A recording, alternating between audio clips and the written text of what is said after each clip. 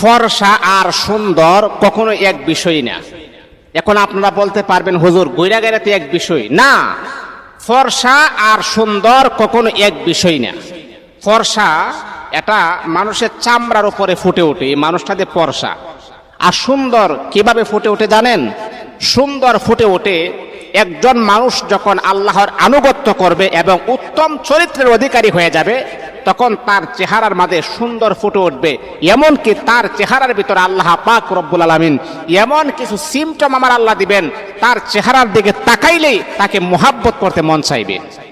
কারণ নামাজিওয়ালা ব্যক্তির চেহারা দেখবেন আর বেনামাজিওয়ালা ব্যক্তির চেহারা দিকে আপনি তাকিয়ে দেখবেন, রাত আর দিন যেমন বেশ কম, নামাজিওয়ালা ব্যক্তির চেহারা আর বেনামাজিওয়ালা ব্যক্তির চেহারা রাত আর দিনের চাইতেও বেশি বেশ কম হয়ে যায়।